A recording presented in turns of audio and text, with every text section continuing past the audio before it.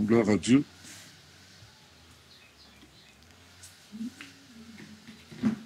Bon, le verset que je voulais lire, c'était dans Actes 1:8. Vous restez à Jérusalem, donc vous recevrez une puissance, le Saint-Esprit survenant sur vous, et vous serez mes témoins. Voilà ce que dit le Seigneur à ses apôtres. Donc je voudrais partager concernant le processus de l'œuvre de Dieu. Comment Dieu, à travers Jésus, nous enseigne comment bâtir l'édifice de conquête de l'humanité pour son salut. Voilà. Ce verset-là de Acte 1:8 résume le travail du Seigneur. Parce que nous nous rendons compte qu'il a quand même fait 3 ans avec les apôtres et il leur dit après, attendez maintenant à Jérusalem, vous recevrez une puissance, le Saint-Esprit survenant sur vous et vous serez mes témoins. Donc on peut se poser la question, mais qu'est-ce qu'il a fait alors pendant 3 ans avec eux? Voilà, donc c'est cela. Et je pense que quand nous respectons ce processus, nous sommes beaucoup plus calmes, beaucoup plus sereins dans le travail de Dieu. Parce que ce processus nous enlève à nous la responsabilité d'allumage du moteur, en quelque sorte, de la fourniture en carburant. Ça nous enlève cette responsabilité. Le carburant viendra du ciel. L'allumage viendra du ciel. Mais alors, qu'est-ce qui s'est fait avant? Ça a été une autre étape. Et c'est ce qu'en quelque sorte, Dieu demande à des responsables spirituels. Il y a une première étape de construction de la structure. Il faut construire le circuit à travers lequel passera le courant de Acte 1:8. Donc, dans Acte 1:8, il leur dit, attendez à Jérusalem, et à un moment donné, vous serez branchés. Et quand vous serez branchés, vous allez attaquer, et vous allez faire mon œuvre, vous allez la faire progresser, selon ce que j'ai promis. Et donc, on considère finalement que le travail que Jésus a fait en tant que fidèle ouvrier de son papa, ça a été autre chose. Ça n'a pas été l'allumage qu'il va faire plus tard en envoyant le Saint-Esprit, ça n'a pas été le carburant, ça a été l'édification de la structure, du circuit qui allait faire passer le courant qu'est la puissance du Saint-Esprit, afin que les promesses faites s'accomplissent. Marc 16, de 17 à 20, voici les miracles qui accompagneront ceux qui auront cru. Allez, faites de toutes les nations des disciples, Matthieu 28, 18 à 20, Jean 7, 37 à 39, de fleuves d'eau vive couleront de leur sein, Jean 12, 12 à 14, ceux qui me croiront à moi, ils feront de plus grandes choses. Tout ça, c'est l'action puissante de Dieu pour sauver l'humanité. Dieu veut faire une action puissante qui terrasse les forces des ténèbres. Il veut sauver le maximum. Et ça demande une action puissante de sa part. C'est pourquoi il fait des promesses de fleuves d'eau vive. Parce que seuls les fleuves peuvent nourrir des nations. Nous voyons qu'il y a des fleuves qui traversent parfois 5 pays, 8 pays. Et ça nourrit au passage tous ces pays-là. Ça fait passer des canaux, des bateaux. Et donc, Dieu veut faire une action de ce genre-là. Mais il y a une première étape qui est à la charge des serviteurs de Dieu. C'est d'édifier, de préparer la structure qui va recevoir ça. Quand on comprend ces choses, ça donne un peu plus de tranquillité. Parce que quand on s'imagine que c'est nous qui devons allumer le moteur, c'est nous qui devons donner le carburant et que finalement on se rend compte qu'on n'a pas cette puissance-là, on se rend compte qu'on n'a pas non plus le timing, on ne le connaît pas exactement, ben on se dit, mais c'est pas facile. Et du coup, qu'est-ce qui se passe? On force les choses. On force les choses. On commence à marcher, à forcer le pas, aller au forceps, comme on dit, puisque on croit que c'est nous qui avons la responsabilité de construire cette œuvre, cette machine à conquérir le monde entier. Or, Dieu nous dit non, non, non. Vous, c'est pas ça que je vous donne comme responsabilité. Imitez mon fils. Pendant 3 ans, qu'est-ce qu'il a fait? Il s'est préoccupé de faire connaître la nature de Dieu à ses apôtres. Ça, c'est la première chose. Qu'ils connaissent leur papa, qu'ils connaissent Dieu. Dans Matthieu 6, il leur dit, ben écoutez, quand vous priez, dites notre Père. Donc, parce que il sait que la suite en dépendra. Comme on discutait avec des bien-aimés ou bien une bien-aimée dans la voiture, le lien quand même entre un enfant et un père, c'est différent du lien entre un enfant, entre un homme et son PDG. C'est quand même pas la même chose. Il y a des choses, tu te dis, mais c'est quand même papa, donc je ne veux pas faire. Voilà. C'est quand même l'œuvre de mon père, donc c'est mon œuvre, c'est moi l'héritier, quoi. C'est l'œuvre de la famille. Alors que quand on sert juste un patron, bon, on se dit, ah ben, il profite de moi, il fait, voilà. C'est pas la même chose. Donc Jésus les a éduqués à comprendre qu'ils ont affaire au papa. C'est votre père. Vous n'allez pas travailler pour une religion, vous allez travailler pour votre famille. Ça a mis du temps, mais il leur a fait comprendre ça. Jésus a bâti cette première structure-là, que ce soit avec le Père, la relation. Vous travaillez pour votre papa. Et deuxième chose, Jésus leur a bâti la connaissance des Écritures, la connaissance de la parole. Et il a fait en sorte qu'ils sachent ce qui Moïse et qui lui-même Jésus il est. C'est pourquoi Jean, dans son évangile, il dit, la loi a été donnée à Moïse, mais la grâce et la vérité sont venues par Jésus-Christ. Donc, les apôtres, les gens, ils ont eu vraiment la connaissance théorique pour savoir faire la différence entre l'Ancien Testament et le Nouveau Testament. Ils ont eu la connaissance théorique sur le mariage. Ils ont eu la connaissance théorique sur ce qu'ils devaient enseigner aux autres. Donc, Jésus-Christ, en somme, en bref, les a formés concernant la Bible.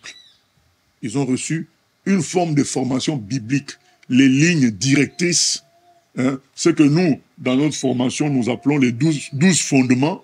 Il leur a donné des fondements. Chacun peut donner le terme qu'il veut à ces fondements-là, mais c'est nécessaire, puisque les gens, après, ils devront bâtir quelque chose de stable dans l'avenir. Au fait, Dieu ne s'inquiète pas de Acte 1.8, il s'inquiète de l'avant Acte 1.8. Acte 1.8, l'allumage et le carburant, ça vient de lui. C'est le truc le plus simple pour lui. Au fait, son problème, c'est que qu'est-ce que celui qui va être allumé va faire du carburant, de la puissance que je veux lui donner? Il faut qu'il soit quelqu'un de préparé à gérer ça, sans tomber dans l'orgueil, sans tomber dans la rivalité avec moi. Souvenons-nous toujours, Adam, devant l'autorité qui lui avait été conférée, il s'est cru être l'égal de Dieu. Donc il fallait préparer les nouveaux serviteurs à être comme Jésus, leur maître, quelqu'un qui ne va pas chercher comme proie l'égalité avec Dieu. Donc Jésus a passé son temps, d'abord, relation papa-enfant. Ce n'est plus une relation Dieu-créature, mais papa-enfant. C'est différent. Donc, même quand tu veux, comme te faire Dieu, tu te dis, mais je veux me rivaliser avec mon propre père, c'est quand même pas la même chose. Donc, il fallait vraiment que ces gens-là comprennent ça. Et deuxièmement, être formé par rapport à la parole. Savoir les fondements de la foi, la différence entre l'Ancien Testament et le Nouveau Testament, avoir le vrai sens des choses, le sens du sabbat. Il leur a donné le vrai sens des choses, les notions concernant la fin du monde. Jésus les a formés pendant ces 3 ans. Ils ont reçu une formation biblique parce que la puissance à venir devra être canalisée. Sans un bon circuit qui canalise l'électricité, les gens s'électrocutent. Et il y a des pertes d'électricité. Il fallait faire une bonne canalisation. Sans un bon circuit de canalisation d'eau, les tuyaux mal agencés, ça éclate. Ou bien il y a des fuites d'eau. Il fallait préparer cette structure-là à recevoir la deuxième partie. Et je m'arrête là pour aujourd'hui. Il y a le côté Père de Dieu et la formation biblique qui est nécessaire. Donc, en résumé, ne nous inquiétons pas dans ce que nous avons comme projet pour Dieu. C'est Dieu qui embrasera les humains. Il viendra un temps où Dieu enverra une forme de carburant avec un allumage et prions que ça nous trouve avoir bien négocié la première partie, c'est-à-dire la partie de 3 ans et demi de Jésus avec les disciples, où ils ont compris qui était Jésus, ils ont compris son œuvre, ils ont vécu la croix. Vous savez, donc ça on en parlera demain. Mais, bref, là pour le moment, ils ont compris qu'ils avaient affaire à leur papa. Désormais, c'est leur papa. Très tôt, Jésus a dit, attention, c'est maintenant votre papa. Ne prenez plus les choses comme autrefois, des ouvriers d'un Dieu lointain. Non, non, non, c'est votre affaire, c'est votre papa.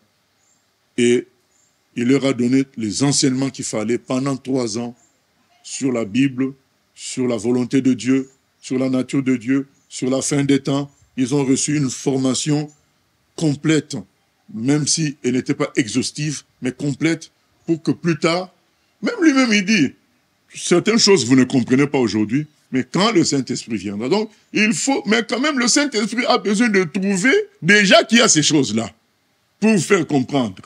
Parce s'il n'y a pas ces choses, mais qu'est-ce que le Saint-Esprit va faire comprendre?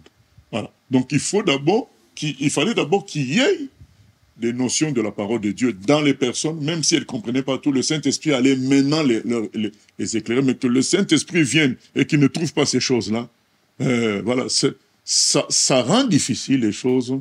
Et vous devez comprendre aujourd'hui, la multitude de mouvements chrétiens est due à ce manque-là, où les gens, à ce déficit-là, cette lacune-là, où les gens n'ont pas été formés tel que Jésus a formé ses disciples pendant les 3 ans et demi. Vous allez me dire, mais s'il y a des écoles de théologie qui ont formé... Mais non, mais ils n'ont pas formé ces gens-là comme Jésus a formé ses disciples. Le truc, ce n'est pas de faire forcément ce que je vous ai dit. Après, on peut forcer soi-même, faire une école, former les gens, envoyer. On peut faire ça par la chair.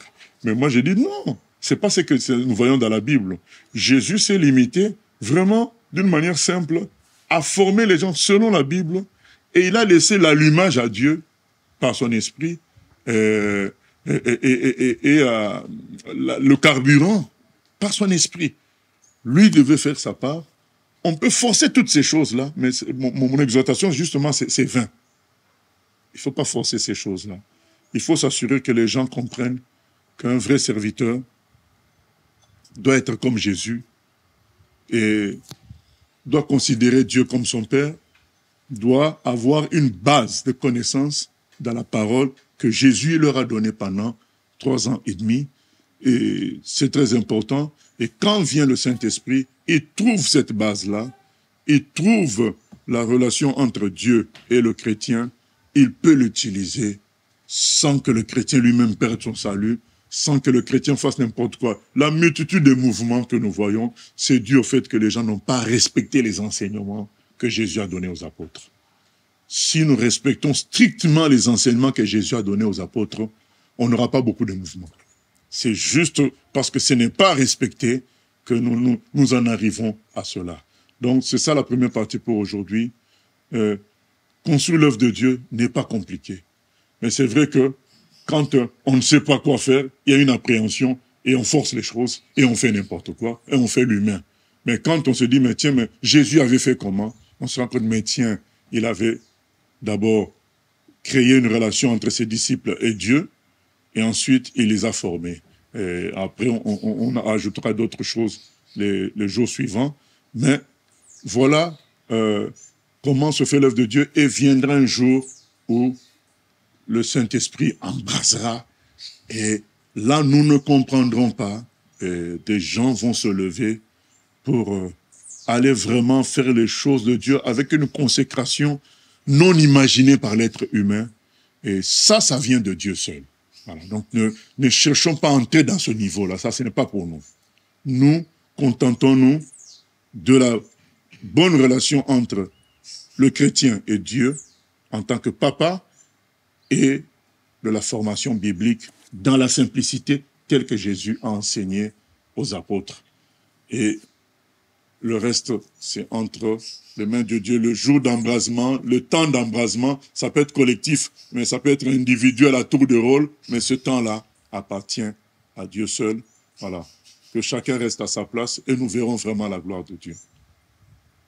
Seigneur, nous venons prier que tu nous aides à appliquer le même processus que toi, afin que vraiment nous produisions des fruits extraordinaires qui viennent du ciel, que l'envie de réussir ne nous fasse pas forcer la route. L'envie, parfois logique, de sauver l'humanité entière, ne nous fasse pas inventer par nous-mêmes des méthodes, Seigneur, mais que nous puissions être tranquilles, calmes et sûrs que tu accompliras ta part de Acte 1:8 si nous faisons notre part des 3 ans et demi. À toi la gloire et la louange au siècle des siècles. Amen.